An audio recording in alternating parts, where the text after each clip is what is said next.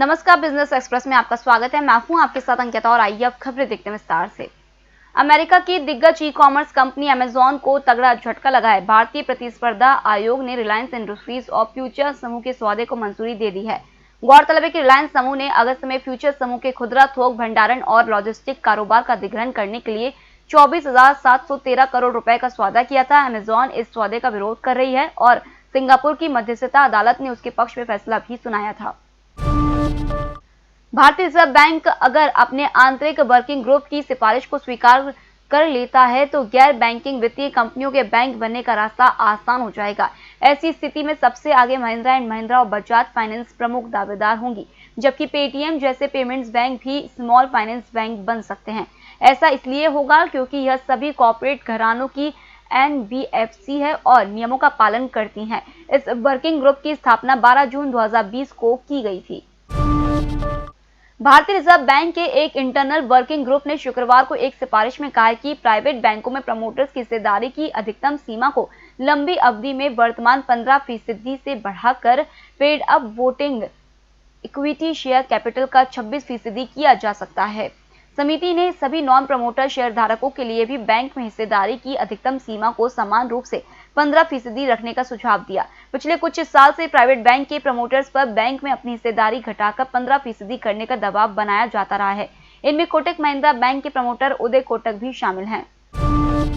फर्जी television rating point के मामले में अब एक नया मोड़ आ गया है। प्रवर्तन निदेशालय इस मामले की जांच करेगा। इसकी शिकायत दर्ज की जा चुकी है। अधिकारियों के मुताबिक केंद्रीय जांच एजेंसी ने प्रवर्तन मामले की सूचना रिपोर्ट दायर की है। इस तरह की रिपोर्ट को पुलिस की FIR के बराबर माना जाता है। बता दें कि अक्टूबर में मुंबई पुलिस ने फर्जी TRP का मामला दर्ज किया था। बताया जा रहा है कि मुंबई पुलिस की FIR को काफी समझने के बाद अपनी रिपोर्ट दर्ज की है। देश का फॉरेक्स रिजर्व फिर एक नए रिकॉर्ड उच्च स्तर पर पहुंच गया है। भारतीय रिजर्व बैंक की ओर से शुक्रवार को जारी हुए आंकड़ों के मुताबिक 13 नवंबर को समाप्त सप्ताह में यह $4 अरब उछलकर $572 अरब पर पहुंच गया। इससे पहले 6 नवंबर को समाप्त सप्ताह में भी यह $7 अरब उछलकर $568 अरब के रिकॉर्ड स्तर पर पहुंच गया था। RBI के आंकड़ों के मुताबिक पहली बार 5 जून 2020 को समाप्त हुए सप्ताह में फॉरेक्स रिजर्व $500 अरब के पार पहुंचा था। अरहर दाल और सब्जी जैसे खाने के सामान के दामों में तेजी से कृषि वर्कर और ग्रामीण वर्कर के लिए खुदरा मुद्रास्फीति अक्टूबर महीने में मामूली बढ़कर क्रमशः 6.59% और 6.45% पहुंच गई। बता दें कि इस साल यह पहला मौका है जबकि कीमतों में वृद्धि हुई है। श्रम मंत्रालय ने अपने बयान में कहा है कि उपभोक्ता मूल्य सूचकांक कृषि श्रमिक पर आधारित कृषक कामगारों की खुदरा मुद्रास्फीति इस साल सितंबर महीने में 6.25% और उपभोक्ता मूल्य सूचकांक ग्रामीण श्रमिक संबंधित खुदरा महंगाई दर 6.10% थी।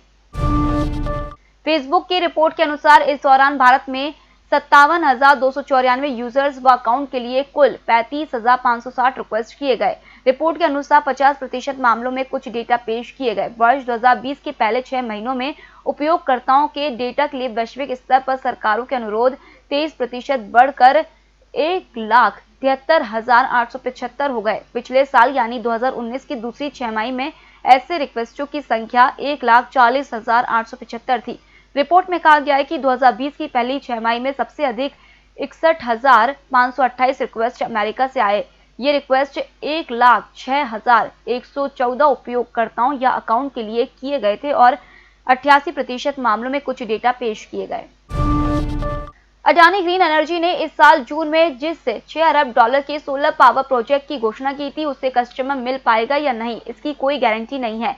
देश की प्रमुख सौर बिजली खरीदार एजेंसी के साथ कंपनी के हुए समझौते से संकेत मिलता है। इससे कंपनी भारी वित्तीय संकट में घिर सकती है। अडानी ग्रीन और solar energy corporation of India limited के बीच हुए समझौते के विवरणों से पता चलता है कि यदि खरीदार नहीं मिलता है तो प्रोजेक्ट के प्रति उसकी कोई कानूनी या वित्तीय बाध्यता नहीं रहेगी।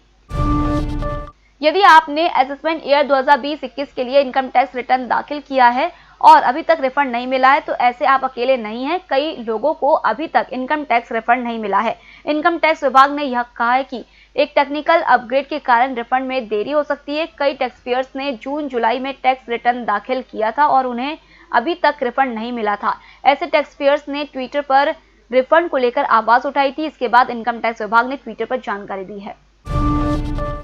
करीबन 2 महीने बाद ऑयल मार्केटिंग कंपनियों ने पेट्रोल और डीजल की कीमतों में फिर से आज बढ़ोतरी कर दी है।